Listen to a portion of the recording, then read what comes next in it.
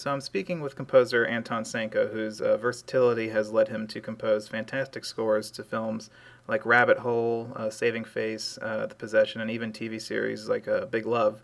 His latest score is the film Ring of Fire, which follows June Carter's story in her relationship with Johnny Cash. It airs on Lifetime. Thanks so much for speaking today. It's a great to chat again. Well, thanks, Kaya. It's great to hear from you.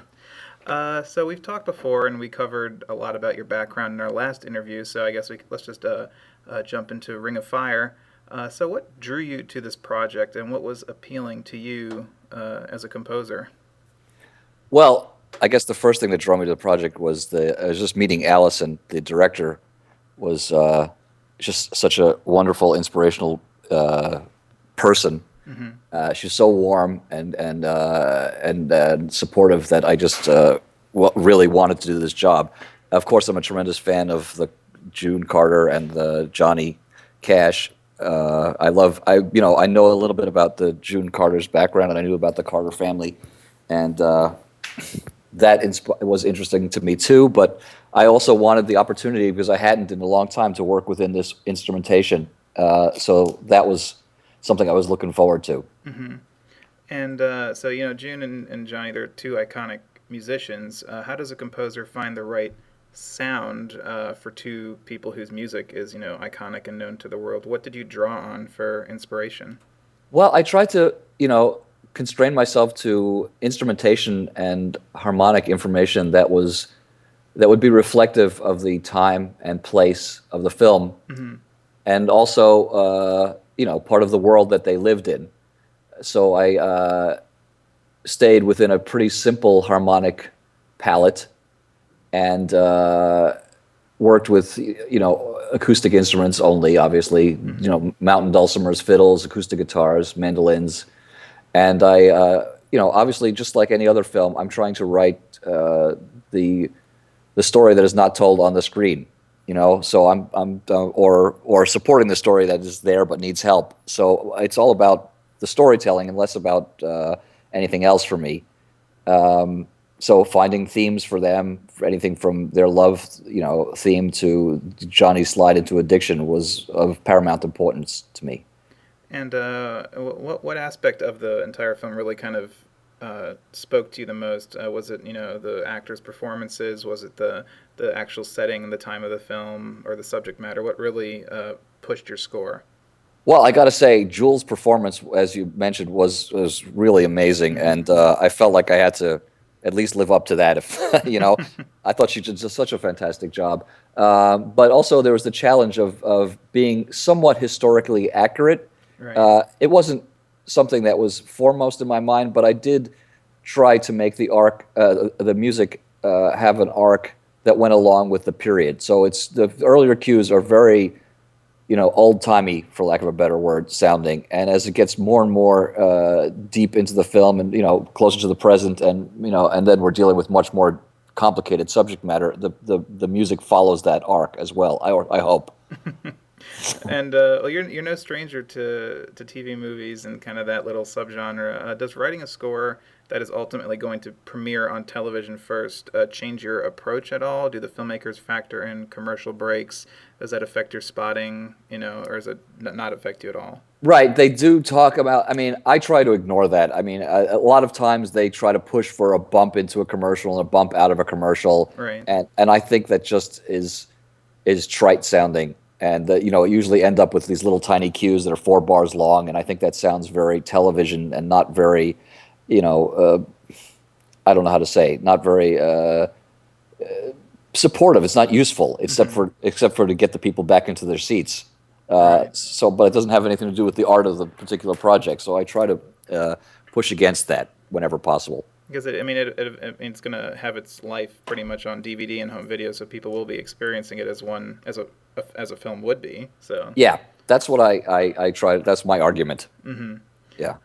So now this film is told from June Carter's point of view, but I'm sure people are going to compare it to Walk the Line. Did you watch that film to see what direction they went in musically, or just say, okay, I know what not to do. That's what they did, or did you clear yourself from outside influences like that?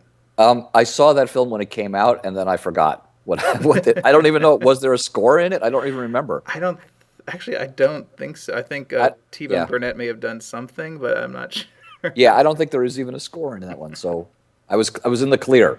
Okay, that's good. um, and now you do have some thrillers that you're scoring coming up. Where the Devil Hides and Jezebel. Right. You did a great score for The Possession last year. Thank you. As a composer, when you score multiple films in kind of a similar genre, is it challenging not to fall into genre archetypes? How do you keep the music fresh, different, and engaging from one film to another? That's a great question. They all have their challenges, and I try to find a way into it that's interesting for me, and Hmm. hopefully, in that regard, things will not get repetitive. Those I mean, the possession, where the devil hides, and Jezebel on the surface could all look sort of similar, but I think I approach them all very differently. Possession was a big orchestral, almost 70s type score Right, that I right. want that I wanted to do. Where the Devil Hides takes place in a kind of an imaginary community, for lack of a better word, that's not dissimilar to Amish community. So all the guys have those black hats and their shirts are buttoned up to the top, and they wear vests, and the women wear bonnets and everything. So I thought it would be really interesting if we could create a score for this that existed. It was created only with the instrumentation or the instruments that might be found on their compound. Hmm. So that was my pitch for the job, and I ended up.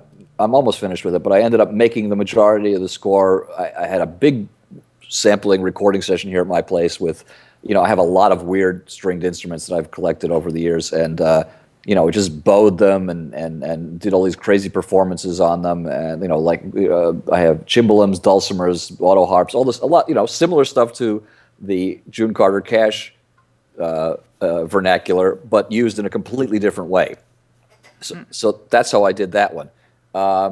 And the Jezebel takes place in the South and has a very kind of voodoo element to it.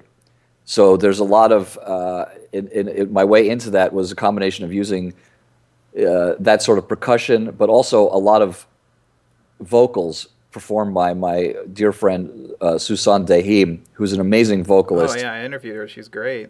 Yeah, we've been friends for, I don't know, wow, almost 30 years. Hmm. Anyway, so she came in and did a bunch of improvisations and performances over several of the scenes that became the core of that movie. And man, did that make a tremendous impact. It was really fun. I love working with her. We have a great time together.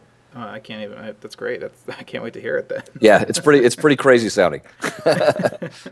So, but when you're encountering the films, and you see certain kind of archetypes that the filmmakers use, not necessarily score kind of archetypes, but like jump scares and stuff like that. Do you try to find new ways to redo those things to scare the audience that when they're expecting it, the drop in sound and then a scare comes? Like, Right. how do you That is an incredible challenge. yeah. It's funny. I mean, that's something that I'm always working on, trying to make it better or at Uh-huh. least different. I mean, you kind of it's. I don't want to repeat myself. I don't even want to repeat myself in the same film, Yeah. much less from film to film. So it's a.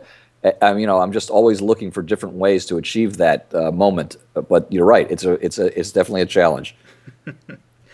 Well, Anton, thank you so much for your time. It was great to catch up and touch on your current projects. And hopefully we can do this again sometime. It was a lot of fun. Yeah, man. I really appreciate it. Thank you so much.